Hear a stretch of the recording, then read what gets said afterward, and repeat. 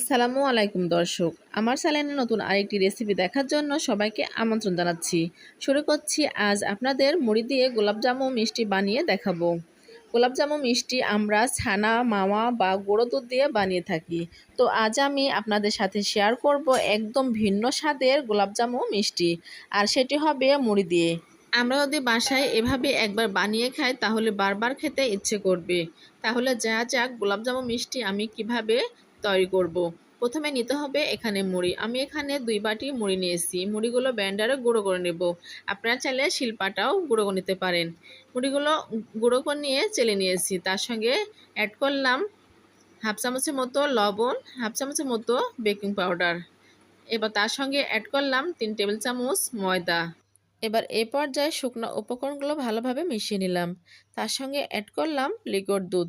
এখানে আমি 250 গ্রাম লিকুইড দুধ জাল করে ঠান্ডা করে রাখছিলাম, সেটা দিয়ে একটা ড্রো বানিয়ে নেব। এখানে আমি 10 টাকা প্যাকেটের 3 প্যাকেট গুঁড়ো দুধ নিয়েছি। এই 3 প্যাকেট গুঁড়ো দুধ দিয়ে আমি মিষ্টিটা বানিয়ে নেব। এবার আমি যে ডোটা বানিয়ে রাখছিলাম সেই ডোর মধ্যে গুঁড়ো দুধগুলো ঢেলে দিলাম, দিয়ে ভালোভাবে হাতের সাহায্যে মাখিয়ে নেব। এবার এই পর্যায়ে অ্যাড করব একটা ডিম। ডিমটা ভেঙে দিয়ে হাতের সাহায্যে ভালোভাবে আবারও ড্রো তৈরি করে নিলাম। এভাবে সময় নিয়ে ড্রোটা তৈরি করে নিতে হবে। এবার এই পর্যায়ে অ্যাড করব চা চামচের 1.5 চামচ ঘি। আমি এখানে চা চামচের 1.5 চামচ ঘি অ্যাড করলাম, আপনারা চাইলে আরও বেশি অ্যাড করতে পারেন। এবার ভালোভাবে হাতের সাহায্যে ডোটা মাখিয়ে নিলাম। এবার ছোট ছোট লেচি আকার করে কেটে নিয়ে হাতের সাহায্যে গোল করে মিষ্টি শেপ দিয়ে নেব। আমি 2 হাতে ঘি মাখিয়ে নিয়েছি। এবার 2 হাতের সাহায্যে মিষ্টির শেপটা বানিয়ে নিতে হবে। এভাবে হাতের সাহায্যে গোল করে মিষ্টির শেপটা বানিয়ে নিলাম। একই প্রসেসে সবগুলো মিষ্টির শেপ বানিয়ে নিলাম। এবার এই পর্যায়ে এটা সাইডে রেখে দিয়ে আমি মিষ্টির শিরা বানিয়ে নেব। প্রথমে চুলাতে একটা প্যান বসিয়ে দিলাম, তার মধ্যে অ্যাড করলাম 1 কাপ চিনি, তার সঙ্গে অ্যাড করব 2 কাপ পানি। 1 কাপ চিনির সঙ্গে 2 কাপ পানি অ্যাড করতে হবে। এই পর্যায়ে নাড়াচাড়া করে চিনিটা পানির সঙ্গে ভালোভাবে মিশিয়ে নিতে হবে। অপেক্ষা করব চিনির শিরাটা বলক আসার জন্য। এবার এই পর্যায়ে অ্যাড করতে হবে 2টা এলাচ।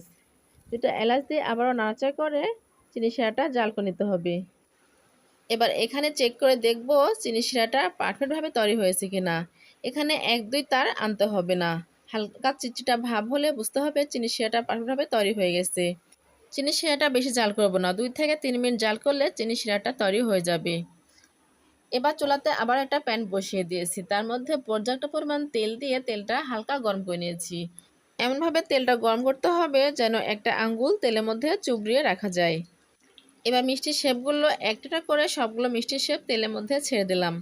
সবগুলো ছাড়া হয়ে গেলে চুলার জাল লো হিটে রেখে 5 মিনিট মিষ্টিগুলো নাড়াচাড়া না করে এভাবে ভেজে নিতে হবে। 5 মিনিট পর প্যানের 2 হাতনি ধরে এভাবে উল্টিয়ে পাল্টিয়ে নাড়াচাড়া করে মিষ্টিগুলো ভেজে নিতে হবে। এভাবে আবারও 15 মিনিট আমি ভেজে নেব। 15 মিনিট পর একটা ছাঁকনির সাহায্যে এভাবে আলতোভাবে নাড়াচাড়া করে মিষ্টিগুলো ভেজে নিতে হবে। সময় নিয়ে মিষ্টিগুলো ভাজতে হবে যেন মিষ্টিগুলো ভিতর থেকে বা উপরে পুরোটাই ভালোভাবে ভাজা হয়। চুলার জাল হাই হিটে রেখে ভাজলে মিষ্টিগুলো পুড়ে যাবে, খেতে ভালো হবে না, মিষ্টিগুলো পারফেক্টভাবে তৈরিও হবে না। এভাবে নাড়াচাড়া করে মিষ্টিগুলো ভেজে নিলাম। আমার মিষ্টিগুলো ভাজা হয়ে গেছে। এবার আমি ছাঁকনির সাহায্যে মিষ্টিগুলো উঠিয়ে নেব। প্রথম স্টেপে মিষ্টিগুলো এভাবে ভেজে নিলাম। দ্বিতীয় স্টেপে একই প্রসেসে মিষ্টিগুলো ভেজে নেব। সবগুলো মিষ্টি আমি একই প্রসেসে ভেজে নিলাম। মাত্র 60 টাকা খরচ করে 1 কেজি মিষ্টি কিভাবে বাসায় বানানো যায় আপনারা এভাবে বানিয়ে বাসায় খেয়ে দেখবেন মিষ্টিগুলো খেতে কতটা মজার হয়। এবার মিষ্টিগুলো শিরার মধ্যে দেবার জন্য শিরাটা আবারও গরম করে নিতে হবে। শিরাটা গরম হয়ে গেছে। এবার মিষ্টিগুলো শিরার মধ্যে ঢেলে দিলাম। 2 থেকে 3 মিনিট এভাবে নাড়াচাড়া করে মিষ্টিগুলো জাল করে নিতে হবে। চুলার জাল মিডিয়াম রেখে মিষ্টিগুলো জাল করতে হবে।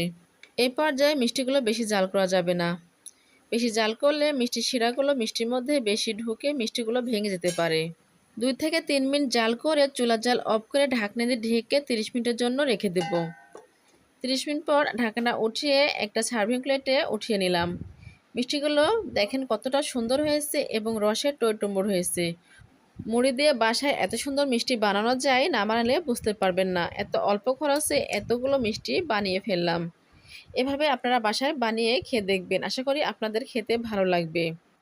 আমার আজকের গোলাপজামুন মিষ্টি রেসিপিটা ভালো লাগলে বেশি বেশি করে লাইক, কমেন্ট, শেয়ার এবং সাবস্ক্রাইব করবেন। সাবস্ক্রাইব করে আমার চ্যানেলের সঙ্গে থাকবেন, আমি যেন আবারও নতুন নতুন রেসিপি নিয়ে আপনাদের মাঝে হাজির হতে পারি। আমার আজকে মুড়ি দিয়ে গোলাপজামুন মিষ্টি রেসিপিটা কেমন হয়েছে অবশ্যই কমেন্ট বক্সে কমেন্ট করে জানাবেন। এবার এখান থেকে একটা মিষ্টি কেটে দেখাবো মিষ্টিটা কতটা সফট, নরম এবং তুলতলা হয়েছে। মিষ্টিটা ভিতরে রসে টইটুম্বুর, দেখেন কতটা সুন্দর হয়েছে। একদম পারফেক্টভাবে মিষ্টি তৈরি হয়েছে। এভাবে আপনারা বাসায় বানিয়ে খেয়ে দেখবেন। সবাই ভালো থাকবেন, সুস্থ থাকবেন। সবার সুস্বাস্থ্য কামনা করে আজকের মতো বিদায় নিচ্ছি। আল্লাহ হাফেজ।